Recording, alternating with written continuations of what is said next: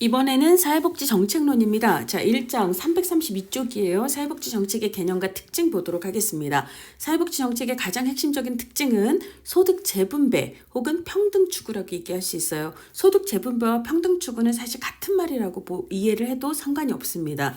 우리가 이제 1차적인 배분은 어디에서? 시장에서 이루어지는데 이 시장에서의 배분은 능력에 따른 배분을 특징으로 합니다. 근데 사회복지 정책은 능력에 따른 배분이 아니라 보통 욕구에 따른 재분배라고 얘기를 하죠. 배분은 분배하고 똑같은 얘기예요. 그러니까 시장에서 1차적인 분배를 하고 그것을 보다 더 평등하게 재분배하는 게 이게 사회복지 정책의 핵심적인 특징입니다. 자, 그렇게 해서 기본적으로 시장에서의 그러니까 분배의 결과가 이 정도 불평등했다면 위쪽은 보통 조세징수 과정에서 누진세율을 적용을 해서 부자의 소득을 낮추고 그렇게 조성된 일반 예산, 일반 조세 혹은 세금을 저소득층에게 지원하는 가장 대표적인 제도가 뭐죠?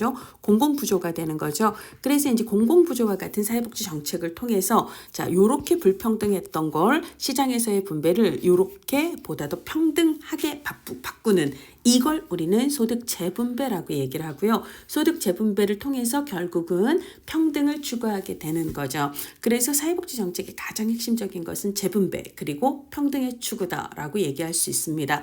그 외에 정치적인 안정 이거는 뭐예요? 기본으로 빈부격차가 크면 가진 자와 가지지 못한 자들 사이에 생활의 격차 그리고 갈등 이런 것들이 커질 수밖에 없거든요. 그래서 이제 그런 갈등을 예방하고 보다 더 통합적인 사회를 만들 수 있다. 그러면 정치적으로 안정이 될 수 있다라고 얘기를 할 수가 있습니다. 그리고 이제 저소득층을 지원을 함으로써 기본적으로 그들도 살아갈 수 있는 능력을 강화하는 그런 특징이 있고요. 기본적으로 정치적인 안정화뿐만 아니라 경제의 자동 안정화 기능도 하게 됩니다. 그래서 뭐 예를 들어 실업이라든지 혹은 뭐 산재라든지 이런 것들을 커버해주는 사회보장 제도들이 기본적으로 정치적인 안정뿐만 아니라 이 경제의 안정을 도모하는 그런 기능도 한다라고 볼 수가 있습니다. 자, 그리고 사회복지 정책도 그렇고요. 행정론에서 사회복지 행정도 그렇고 기본으로 우리는 가치 판단적입니다. 그래서 가치를 배제한다, 가치 중립적이다 이런 건 틀려요. 그래서 사회 연대라든지 뭐 평등이라든지 혹은 사회 정의라든지 이런 가치를 지향한다라고 이야기를 할 수가 있습니다. 아까 이제 우리가 경제의 자동 안정화 기능을 사회복지 정책이 수행한다라고 얘기를 했어요. 그래서 사회복지 정책을 통해서 경기의 불안정을 조정하는 기능이 있기 때문에 기본으로 경제 정책하고 사회복지 정책은 서로 상생적인 역할을 할 수 있다, 할 수 있다라고 얘기를 할 수가 있습니다. 사회복지 정책의 주체는 뭐 국가나 지방자치 등이 있을 수도 있고 그 다음에 민간의 복지기관이 정부나 공공기관에 의해서 권한을 이임받아서 사회복지 정책의 주체가 될 수도 있습니다. 자, 근데 이제 사회복지 정책에서도 특히 재분배 기능을 가장 강하게 담당하는 게 공공부조예요. 그런데 이제 공공부조의 가장 큰 단점이 뭐 내가 가난해지면 국가가 채워주겠지 요런 생각을 불어넣을 수가 있습니다. 그래서 내가 열심히 근로하고 저축을 해야 된다라는 그런 동기를 약화시킬 수 있는 그런 부작용이 있어요. 요런 걸 우리가 빈곤의 덫에 빠지게 한다. 빈곤 함정에 빠지게 한다. 복지 의존을 조장한다. 근로 의지를 저하시킨다. 요런 부작용이 있다라고 이야기를 합니다. 자, 이 사회복지 정책의 특징은 거의 매회 한 문제씩 나오는데 단골 오답이 있어요. 예, 사회복지 정책이 아니라 시장의 배분의 특징은 능력에 따른 배분이다라고 얘기를 했습니다. 요게 사회복지 정책의 특징으로 많이 나오는데 얘는 사회복지 정책이 아니라 시장 배분의 특징이에요. 그리고 가치 중립 아닙니다. 가치 배제 아닙니다. 가치 지향 혹은 가치 판단적이다라고 얘기를 해야 해요. 자, 333페이지입니다. 자, 사회복지 제도의 기능 혹은 관점 혹은 뭐 개념을 윌렌스키와 르보라는 학자는 자녀적인 개념하고 제도적인 개념으로 이제 표현을 해요. 사회의 필수 기능을 담당하는 제도가 사회복지 제도만 있는 게 아니라 사실 뭐 경제 제도도 있고 가족 제도도 있고 정치 제도도 있고 종교 제도도 있고 사회복지 제도도 있습니다. 자, 그럼 이 중에서 사회복지 제도가 다른 사회 제도와의 관계에서 어떤 기능을 수행하는가? 자, 제도적인 개념은요. 다른 제도와 마찬가지로 동등한 필수 기능을 구별된 독자적이고 필수적인 기능을 수행한다. 그럼 이제 각각의 제도들이 독자적으로 담당하는 기능이 주된 기능이 있는 것처럼 사회복지제도도 다른 사회제도와 구별되는 독자적이고 필수적인 기능이 있다. 이걸 뭐라고? 상부상조의 기능을 필수적으로 담당한다라고 얘기하는 거예요. 그리고 제도적 개념에서는요, 사회복지를 취약계층에 한정된 제한된 제도로 보지 않기 때문에, 그러니까 이건 누구를 도와주는 개념이라기보다는 모든 국민의 권리이자 국가의 책임이다라고 이해를 합니다. 자, 근데 이제 자녀적인 개념에서는요, 사회복지 제도가 다른 제도의 부족한 부분을 일시적이고 임시적으로 제한적으로 한정적으로 보충하는 기능만 한다라고 이야기를 합니다. 그래서 이제 일반적으로 사람들은 욕구가 있을 때 가족이나 시장 혹은 경제제도를 통해서 뭔가 이렇게 그 자신의 욕구를 채우려고 하죠. 근데 그게 안 될 때, 그래서 이제 이런 걸 우리가 가족이나 시장 노동을 통해서 자신의 생존을 보장할 수 없는 취약계층에 한정해서 그들의 그 부분에 한정해서 보충하고 이제 임시적인 기능만을 수행한다라고 얘기를 합니다. 그래서 보충적이다, 혹은 임시적이다, 혹은 일시적이다,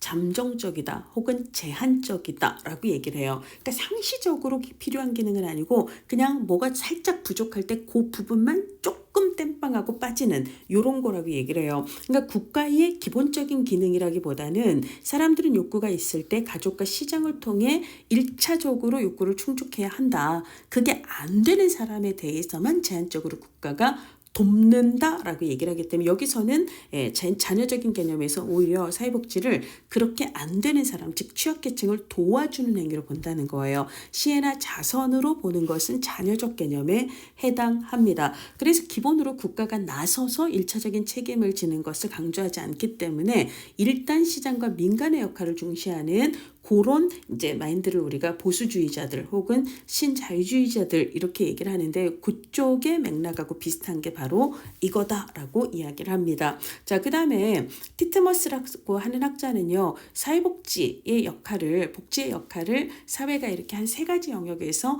역할을 담당할 수 있다. 국가가 사회복지 정책을 통해서 담당하는 걸 사회복지라고 얘기를 하고요. 국가가 조세 정책을 통해서 뭐 예를 들어 복지 혜택을 주는 것, 감면이나 공제와 같은 혜택을 주는 건 재정복지라고 얘기했고요. 민간의 기업의 근로자들이나 근로자의 가족들에게 제공하는 임금 이외의 복지 혜택들을 직업복지라고 얘기를 했습니다. 그래서 우리 암기할 때는 사제직 이렇게 외우세요. 사회복지, 재정복지, 직업복지 이렇게 3가지로 나눴던 거가 2022년도 딱 한 번 시험 문제에 나왔습니다.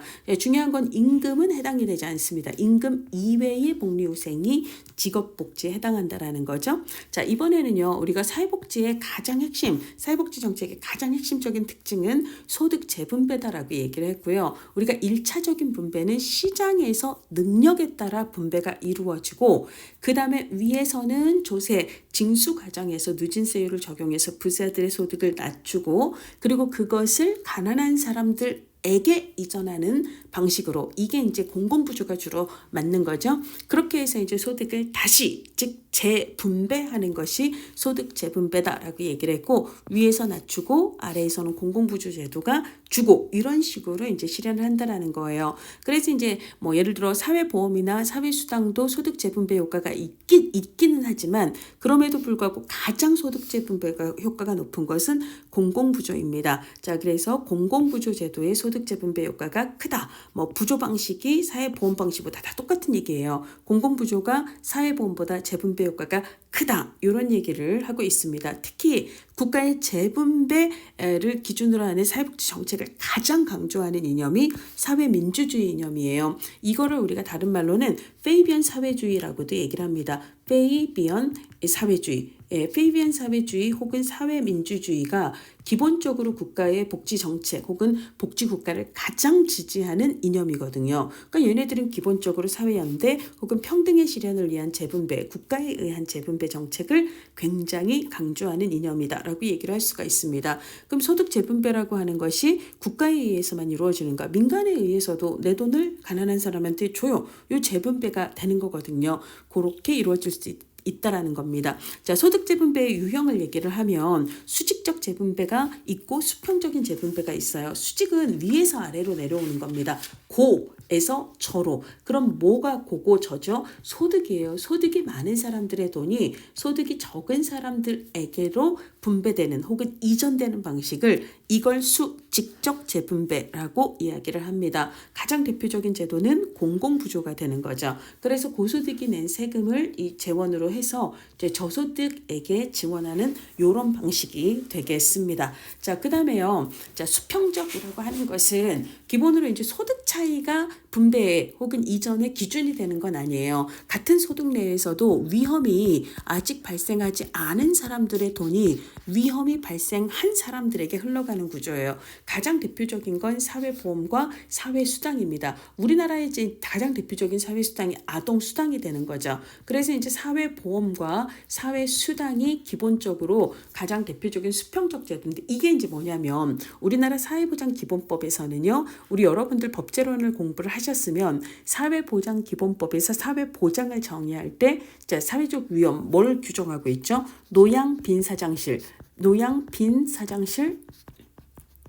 출산평 요거를 말씀을 드렸습니다. 법제론에서. 자, 그래서 우리나라 사회보장기본법에서 규정하고 있는 사회적 위험은 노령이 있고 양육이 있고 빈곤이 있고 사망이 있고 장애가 있고 실업이 있고 출산이 있고 질병이 있거든요. 요런 것들을 우리가 이제 사회보장기본법에서는 사회적 위험이라고 얘기를 했는데 이 위험이 발생한 집단에게 급여를 주는 거예요. 자, 그러면 우리가 사회보험에서 뭐 예를 들어 건강보험은 질병 위험이 발생한 사람들에게 이제 가입자들이 낸 보험료가 급여로 지급이 되는 거잖아요. 그러니까 위험이 발생하지 않은 사람들도 낸 돈인데 그 돈이 위험이 발생한 사람에게 합니다. 그 다음에 이제 산재보험의 경우도 산재 보험료가 산재를 입은 사람들에게 가는 거고요. 그 다음에 노인 장기요양보험도 장기요양 급여가 필요한 고령이나 내지는 노인성 질병이 있는 경우에 급여를 받게 되는 거죠. 이런 방식으로 기본으로 사회보험이라고 하는 것은 위험이 발생하지 않은 사람들의 돈이 위험이 발생한 사람들에게 가는 구조예요. 근데 이제 우리나라 사회수당에서 가장 대표적인 아동수당을 보면 아동은 뭐예요? 2026년부터 아동수당은 만 9세 미만 아동 모두가 받게 됩니다. 이거 뭐죠? 양육 위험이 어린아이들에 대한 양육 위험이 있는 사람들이 돈을 받는 구조예요. 근데 사회보험은 주로 보험 재정을 쓰는데 근데 아동수당과 같은 사회수당은요. 얘는 세금이에요. 세금을 우리는 일반 예산 혹은 일반 조세라고 얘기를 하는데요. 일반 예산 혹은 일반 조세를 통해서 지급을 하게 됩니다. 그럼 이 세금은 애가 있는 사람만 내는 게 아니잖아요. 애가 없는 사람도 내잖아요. 근데 애가 없는 사람이 낸 세금이 애가 있는 사람에게도 흘러가는 구조이기 때문에 양육 위험이 없는 사람들의 돈이 양육 위험이 발생한 사람들에게 흘러가는 수평적 재분배 효과가 있다라고 얘기를 할 수가 있습니다. 자, 그래서 사회수당 보험과 사회수당은 모두 수평적 재분배 효과만 있는데 기본적으로 우리나라 아동수당은요. 9세 미만이면 모두 다 10만 원씩 받아요. 그러니까 걔네들이 걔네 집이 잘 살든 못 살든 무조건 10만 원을 받습니다. 자, 이 경우에 저소득이 1원이라도 더 받는 구조가 형성이 된다 안 된다?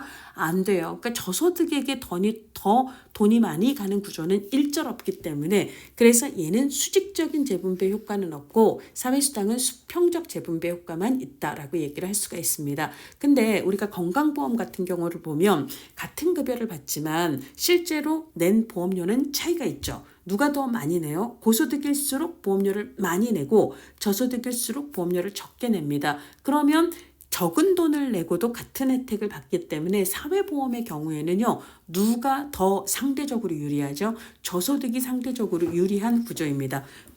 그래서 우리가 사회보험을 보면 저소득이 이런저런 방식으로 조금 더 혜택을 받는 구조로 설계가 되어 있어요. 따라서 사회보험은 기본적으로는 수평적 재분배 효과가 있지만 부분적으로 수직적 재분배 효과도 있다. 즉 저소득에게 더 많은 혜택이 가는 그런 효과가 있다라고 구분을 하실 필요가 있습니다. 따라서 공공부조는 수직적 재분배 효과가 있는 거고요. 사회보험의 경우에는 얘는 수평적인 게 기본이지만 그렇지만 수직적인 효과도 있다. 그리고 사회수당은 그저 수평적인 효과만 있다. 재분배 효과만 있다. 이렇게 구분을 하시면 되겠습니다. 재분배의 주체는 읽어보시면 되겠고요. 재분배 대상 세대의 범위예요. 자, 우리가 이제 공적연금, 국민연금이나 예를 들어 공무원연금과 같은 이런 공적연금을 보면 공단에서 보험료를 걷고 그리고 이제 공단에서 실제로 이제 은퇴자들에 대해서 연금을 지급을 하게 됩니다. 자, 근데 이 연금급여를 누가 주로는 이제 노인 세대를 대상으로 지급을 하게 되죠. 근데 이제 근로세대는 보험료를 내게 된단 말이에요. 근로세대는. 자, 근로세대가 낸 보험료로 노인 세대의 연금 급여를 충당하는 것. 이것을 우리는 부과 방식이라고 얘기를 합니다. 그럼 근로세대가 낸 보험료가 노인 세대의 급여로 일종의 돌려막기 방식으로 이렇게 지급이 되는 거잖아요.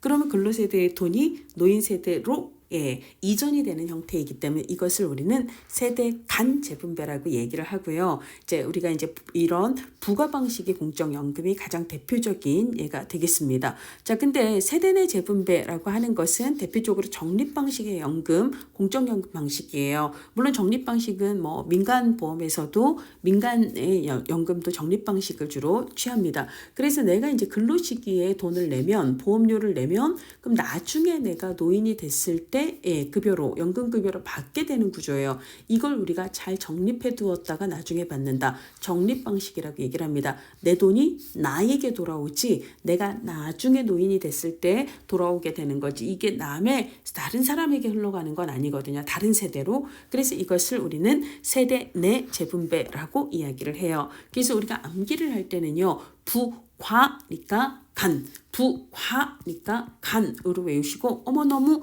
정내, 적립 방식은 세대 내 이렇게 외우시기를 바랍니다. 근데 이제 이 적립 방식은 달리 얘기하면 지금 돈을 내고 나중에 돈을 받는 방식이잖아요. 그러니까 돈을 내는 시점과 돈을 받는 시점의 차이가 있어요. 그래서 적립적 방식은 우리가 세대 내 재분배라고도 하지만 시점 간 재분배라고 얘기를 하기도 하고 얘를 시간적 재분배라고 얘기를 하기도 하고 얘를 장기적 재분배라고 이야기를 합니다. 근데 어쨌거나 다른 세대로 내 돈이 흘러가는 구조가 아니기 때문에 얘는 세대 내 재분배에 해당한다. 너무 청내 적립 방식은 세대 내 이렇게 알아두세요. 자, 시간적인 범위는요. 방금 우리가 얘기했던 적립 방식은 지금 낸 돈이 나중에 나에게 돌아오는 방식이에요. 자, 그래서 이것을 장기적 재분배라고 한다. 이 정도만 알아두시면 되고요. 우발적 일반적 재분배는 정말 마이너한 얘기라서 넘어가도록 하겠습니다.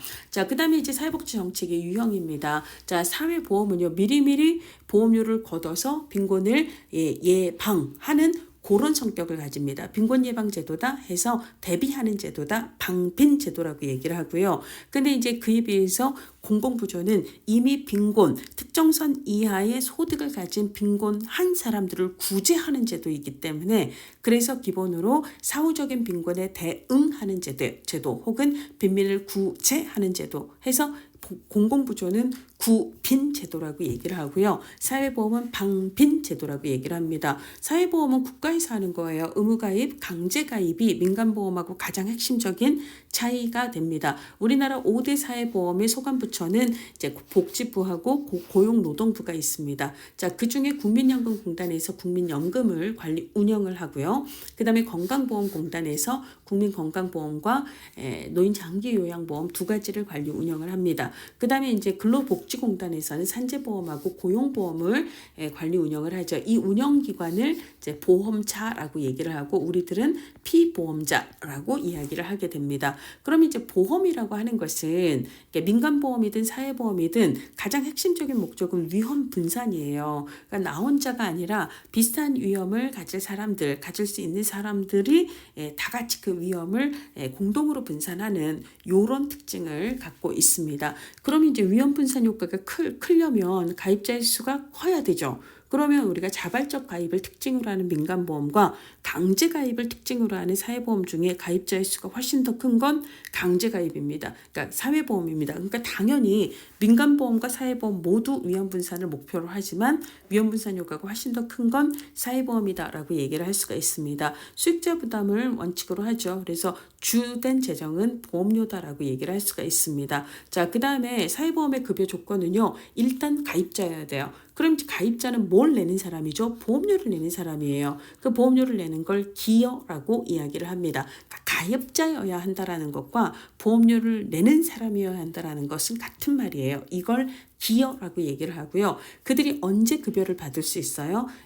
그 법에서 규정하고 있는 사회적 위험이 발생했을 때 급여를 받게 됩니다. 자, 그래서 우리가 앞서서 사회보험은 이런 위험 발생 이급여 수급의 조건이 되는 소득이 아니라 그래서 수평적 재분배를 기본으로 한다라고 말씀을 드렸고요. 자, 그 다음에 나머지 내용들 쭉 넘어가시면 되겠습니다. 아까 사회보험은 수평적 재분배가 기본이지만 저소득을 배려한 수직적인 재분배 기능이 있다라고 말씀을 드렸습니다. 자, 사회보험하고 민간보험을 비교를 해보면은요, 민간보험은 민간의 기업들이 여러 기업들이 경쟁을 하지만 사회보험은 국가에 의한 독점 구조로 이루어지고요. 그 다음에 공단을 통해서 관리 운영이 됩니다. 자, 민간보험은 자발적 가입이지만 사회보험은 강제가입, 의무가입을 특징으로 합니다. 자, 그 다음에 민간보험은요 100% 보험료가 재원이 돼요. 그렇지만 사회보험은 국가재정이 들어갈 수 있다 없다? 있습니다. 그래서 국가재정이 일부 지원이 될 수 있고 그래서 주된 재원이 보험료지만 100% 보험료여야 한다. 이렇게 얘기할 필요는 없다라는 거죠. 자, 그 다음에 기본적으로 이제 우리가 사회보험의 보험료율은 개인이 선택할 수는 없고요. 그래서 다수의 가입자의 평균적인 위험을 고려해서 산정이 됩니다. 자, 그 다음에 이제 급여의 수준은 기본으로 이제 민간보험의 경우는 내가 예를 들자면 조금 소득이 어렵더라도 내가 나중에 받고 싶은 급여가 엄청 많다. 그러면 나는 보험료를 좀 무리해서라도 많이 내겠다. 이런 식으로 계약을 하면 되죠. 그래서 계약을 어떻게 했는가에 따라서 급여 수준이 결정이 되고 많이 낸 사람이 많이 받는 구조로 운영이 됩니다. 이것을 보험 수리 원칙을 철저하게 따른다라고 이야기를 합니다. 근데 이제 기본으로 사회보험 법률에 따라 의해서 급여 수준이 결정이 되고 보험자인 공단과 개별 가입자들이 1대1로 다 일일이 만나서 계약을 하는 그런 형태로 보험 가입이 되는 게 아니라 법에 의해서 우리가 자동으로 가입이 되는 그런 구조가 되는 거죠. 그래서 이제 국민연금 같은 경우는 일부 보험수리 원칙을 따릅니다. 보험료를 많이 낸 사람이 이제 많은 급여를 받는 그런 구조가 있기는 하지만 사실 민간보험하고 다르게 우리가 더 강조하는 건 낸 만큼 주겠다. 이거보다 더 중요한 건 뭐다? 사회복지 정책은 소득 재분배예요. 그리고 적어도 저소득층도 그들이 낸 보험료 자체보다 더 중요한 건 그들이 필요한 만큼의 이 필요, 니드라고 얘기를 하죠. 뭐라고 번역을 해요? 욕구라고 얘기를 하잖아요. 기본적인 욕구를 충족하기에 충분한 수준의 급여를 보장하는 것. 이것을 사회적 적절성의 가치라고 얘기를 하는데요. 소득 재분배와 사회적 적절성의 가치를 민간보험하고 다르게 이걸 더 강조하기 때문에 그러니까 낸 만큼만 받는다라고 하는 그런 보험수리 원칙을 민간보험처럼 철저하게 따르지 않는다는 얘기입니다. 자, 그 다음에요. 적용 원리는 기본으로 낸 만큼 주겠다. 많이 내면 많이 주겠다. 이거는 이제 우리가 보험 수리 원칙이라고도 얘기했고 개별적 형평성을 강조한다라고 얘기를 합니다. 자, 근데 사회보험이 개별적 형평성을 고려하지 않는 건 아니에요. 일부 보험 수리 원칙을 적용을 한다. 개별적 형평성도 고려하지만 그거보다 더 강조하는 가치는 뭐다? 기본적으로 필요한 욕구를 충족하기에 필요한 만큼의 급여는 보장하는 걸 강조한다. 이것을 사회적 적절성의 가치를 강조한다라고 얘기를 합니다. 자, 그 다음에 이제 민간보험은요. 기본적으로 나갈 만큼의 급여가 적립이 되어야 해요. 적립 방식을 사용합니다. 근데 예를 들어 저 사람이 낸 돈을 이 사람한테 주고 이런 식이 아니라는 거예요. 근데 이제 국가에 의해서 운영이 되는 사회보험은 적립 방식으로 운영이 될 수도 있고 부가 방식으로 운영이 될 수도 있고 두 가지를 혼용하는 방식으로 운영이 될 수도 있습니다. 둘 다 위험 분산을 합니다. 다만 강제 가입에 의해서 가입자의 불이 큰 민간보험, 그러니까 사회보험이 민간보험보다 위험분산 효과가 큰 거지 얘만 위험분산 효과가 있다라고 얘기할 필요는 없는 거죠. 그리고 이제 공공부조의 경우에는 급여를 누구에게 지급하는가의 1차적인 기준이 자산조사이지만 사회보험이나 민간보험 어떤 것도 자산조사를 기준으로 급여를 지급하는 건 아닙니다. 자, 이번에는요, 공공부조를 보면 공공부조는 방빈 아니고요. 빈민을 구제하는 구빈제도에 해당하는 거고요. 급여 지급의 조건은 뭐다? 자산조사예요. 자산조사에서 실제로 이제 소득 인정액, 소득이 선정 기준에 이 하에 해당하는가가 이게 이제 핵심적인 기준이 되는 거고요. 그 다음에 이제 수급권이 있는 사람이 신청 과정을 거쳐서 조사를 통해 이제 확정이 되면 급여를 받는 그런 방식으로 이루어집니다. 자, 우리가 앞서 이제 사회보험은 누구 책임? 국가예요. 국가가 주로 독점을 합니다. 국가 혹은 중앙정부의 책임이에요. 지방정부 책임은 아닙니다. 자, 그러나 공공부조는요, 국가와 지방자치단체의 책임입니다. 그래서 이제 우리나라 법에서는 중앙정부를 국가라고 칭하고 지방정부를 지자체, 지방자치단체라고 이야기를 하는데요. 그래서 국가와 지방자치단체의 책임 혹은 중앙정부와 지방정부 공동의 책임이에요. 그러니까 예산이 둘 다에서 나오는 거죠. 자, 그 다음에 우리가 이제 가장 대표적인 공공부조 제도로 국민기초생활보장제도가 있잖아요. 자, 근데 이제 국민기초생활보장제도에서 국기법 수급권자라고 얘기를 해요. 그러니까 공공부조에도 권리가 있습니다. 수급권이 있는데 아무래도 사회보험이나 사회수당에 비해서 저소득층을 대상으로 지원을 하는 공공부조는 권리성이 없는 게 아니라 상대적으로 약하다 혹은 상대적으로 추상적이다라고 이야기를 합니다. 아까 이제 가장 소득재 분배 효과가 큰 사회복지 정책은 공공부조다라고 이야기를 했고요. 기본으로 중앙정부와 지방정부 공동책임이므로 비용은 국가와 지방자치단체가 분담해서 비용을 하게 됩니다. 자, 사회보험과 공공부조를 비교를 해보면은요, 사회보험은 수급자격, 누가 급여를 받을 수 있는가, 기여를 했는가예요. 기여를 했는가, 기여금 빼시고요. 기여를 했는가, 그리고 실제로 그 법에서 규정하고 있는 위험이 발생했는가, 요거를 기준으로 이제 지급을 하게 됩니다. 공공부조는 자산조사를 통해서 대상을 선별을 하는 거고요.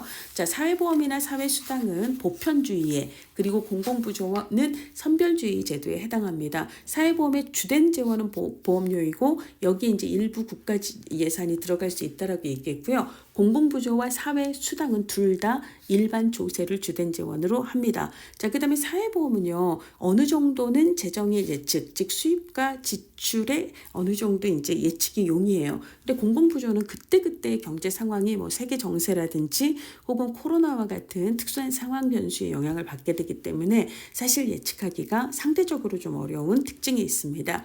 관리 운영 책임은 사회보험은 오로지 국가 책임, 즉 중앙정부 책임이다라고 얘기를 했고요. 정부가 위임한 관리 운영기구, 공단들에서 운영을 하지만 공공부조는 국가와 지방자치단체, 즉 중앙정부와 지방정부 공동책임이다라고 얘기를 했습니다. 공공부조는 가장 대표적으로 소득재 분배 효과가 가장 큰 제도라고 얘기했고요. 그 중에서도 고소득층의 돈이 저소득층으로 흘러가는 수직적 재분배 효과가 큽니다. 근데 사회보험과 사회수당은 수평적 재분배 효과가 큰데 그 중에서도 사회보험은 일부 수직적 재분배 효과도 있다라고 말씀을 드렸습니다. 그 다음에 사회보험은 방빈 제도라고 얘기했어요. 빈곤을 예방하는 사전적 대책의 성격이 강하지만 공공부조는 빈민, 이미 빈곤 해진 빈민을 구제하는 사후적 성격이 강합니다. 자, 권리성 공공부조는 상대적으로 추상적이고 약한 거지 공공부조에는 권리성이 없다. 이런 식으로 얘기하면 틀린다라고 얘기를 했고요. 상대적으로 사회보험의 권리성은 공공부조에 비해서는 구체적이고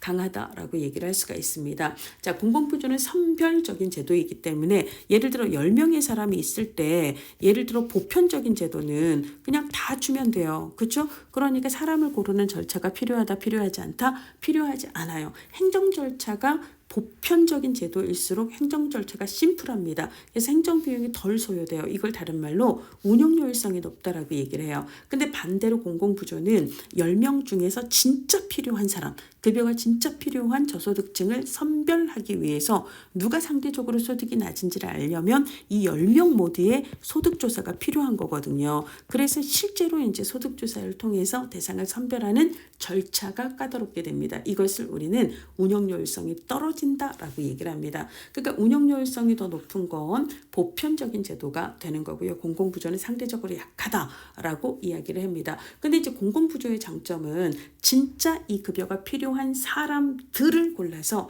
그 사람에게만 돈을 쓰기 때문에 이걸 대상 효율성이 높다라고 얘기를 하기도 하고요. 정책 목표에 준하는 사람들에게만 돈을 쓰기 때문에 목표 효율성이 높다라고 얘기를 합니다.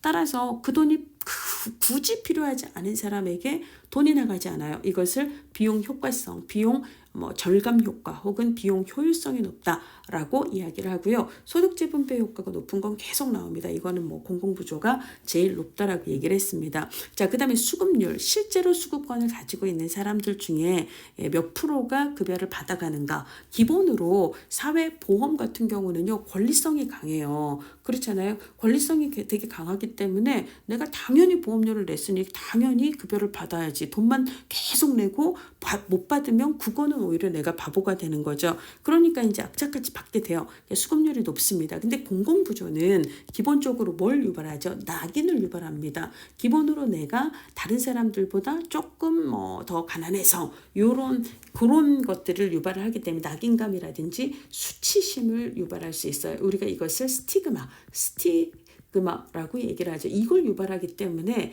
수급권이 있지만 나 굳이 그거 안 받아. 괜히 그거 안 받고 그냥 가난하더라도 차라리 좀 떳떳하게 살래 이럴 수 있단 말이죠. 자, 그래서 실제 수급권을 가지고 있는 사람이지만 급여를 받지 않는 선택을 할 가능성은 어디가 높다? 공공부조가 더 높다라고 얘기를 할 수가 있습니다. 그리고 이제 앞에서 공공부조의 가장 큰 단점이 근로동기를 감소시키는 문제라고 얘기를 했어요. 그러니까 공공부조는 이 문제가 가장 강합니다. 내가 가난해지면 국가가 돕겠지 이런 거죠. 근데 이제 사회보험은 사실 그런 성격이 아니기 때문에 공공부조에 비해서 사회보험도 사회수당도 근로동기를 떨어뜨리는 문제는 공공부조보다 약합니다. 적고요. 그 다음에 낙인을 주로 발생시키는 건 공공부조와 같은 선별적 제도고요. 그러면 사회보험이나 사회수당과 같은 보편적인 제도는 수급자에 대한 낙인을 예방하게 됩니다.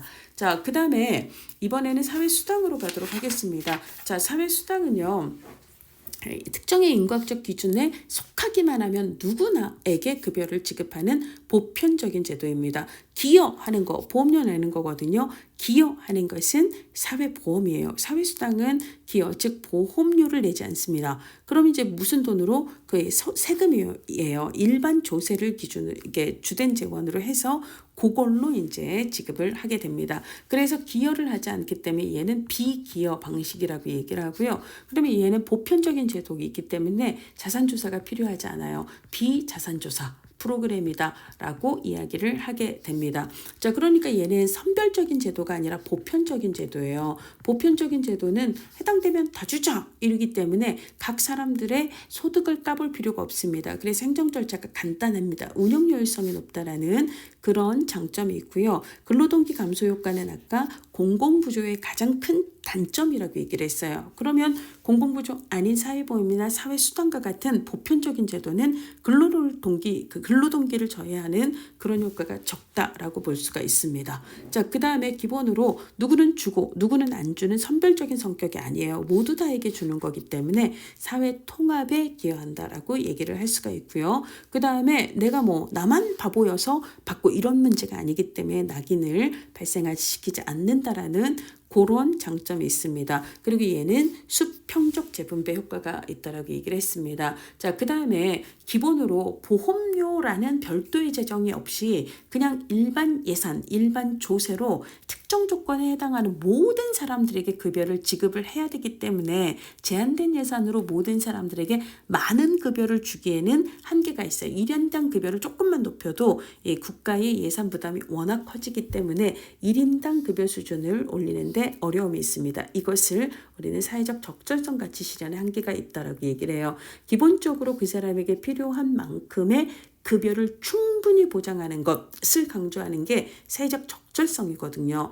그러니까 결국은 사회적 적절성의 핵심은 충분한 급여의 보장입니다. 그러니까 많은 돈을 주는 게 핵심인 거죠. 그렇지만 한정된 국가 예산으로 모든 사람들의 액수를 높이는 건 본질적으로 좀 한계가 있다라는 이야기를 하고 있습니다. 자, 이번에는 사회 서비스인데요. 이 사회 서비스 내용은 사실 우리 법제론에서 그대로 나오는 얘기입니다. 사회보장기본법에서는 사회 서비스의 정의를 국가 지방자치단체 및 민간 부문이 필요한 도움이 필요한 모든 국민입니다. 모든 국민이지 뭐 저소득층에 한정이 되는 게 아니에요. 그 다음에 이제 사회 서비스의 보장 영역을 환경, 보고, 교복, 주문 이렇게 외우세요. 환경, 그 다음에 보, 고, 교, 복, 주, 문 이렇게 외우세요. 환경, 보고, 교복, 주문 등의 분야에서 인간다운 생활을 보장하는 거예요. 자, 그 다음에 상담, 재활, 돌봄, 정보 제공, 관련 시설 이용, 역량 개발, 그 다음에 사회 참여 지원 등을 통해서 국민 삶의 질이 향상되도록 지원하는 제도다라고 이야기를 하고 있습니다. 자, 그래서 기본적으로 다양한 사회적 욕구를 충족하는 데 초점을 두고요. 그 다음에 이제 국가 그리고 지방자치단체의 책임입니다. 그렇지만 일부 본인 부담금도 있거든요. 왜냐하면 기본으로 얘가 모든 국민이에요. 사회 서비스를 필요로 하는 모든 국민이 이걸 받을 수 있는데 그 모든 국민에는 막 대기업 회장님도 들어가는 거잖아요. 그러니까 수익자 자체가 사회 서비스를 이용하는 사람 자체가 기본으로 이제 부담 능력이 있다면 그 사람의 본인 부담금이 많이 들어가는 거고 그렇지 않다면 본인 부담금은 적어지는 거고 이렇게 되는 거죠. 자, 그래서 기본으로 국가와 지방자치단체는 보통은 2007년부터는 국가와 지방자치단체는 수요자에게 사회 서비스를 필요로 하는 수요자에게 바우처, 우리나라는 이제 시작부터 전자바우처, 체크카드나 신용카드 방식의 전자바우처를 지급을 하죠. 그래서 이 전자바우처를 지급을 하고 그 다음에 이 수요자는 이 바우처를 이용해서 민간의 다양한 공급 주체가 제공하는 사회 서비스들 중 본인이 원하는 기관의 서비스를 선택해서 이용하는 그런 방식으로 즉 주로 바우처 방식으로 수요자를 직접 지원하는 형태로 언제부터 2007년부터 시행을 하고 있습니다. 뭐 하단에 있는 안토넨과 시필라 모델은 사실 잘 언급이 안 되는 건데 2018년도에 한 번 언급이 됐습니다. 패스를 해도 상관없습니다. 자, 그 다음에 사회복지 서비스와 다른 공공 서비스들의 차별성, 그 다음에 뭐 우리나라 사회 서비스 확대에 대한 정책 변화 이런 것들이 2019년에 한 번, 2015년에 한 번 나왔던 내용들을 그냥 정리를 해드릴 뿐이에요. 그래서 이건 아주 핵심적인 내용은 아니니까 한번 여러분들이 읽어보시면 될 것 같고요. 사회보장제도와 사회안전망도 사회보장기본법상 사회보장에 대한 내용은 이미 법전에서 나오는 내용입니다. 그래서 이런 내용들은 사실 법제론 내용으로 다 커버가 가능한 내용이기 때문에 그거 공부하시고 요거 푸시면 됩니다. 자, 그 다음에 사회안전망도 2017년도에 한 번 언급이 됐는데 그렇게 중요하진 않습니다. 이것도 패스하셔도 될 것 같습니다.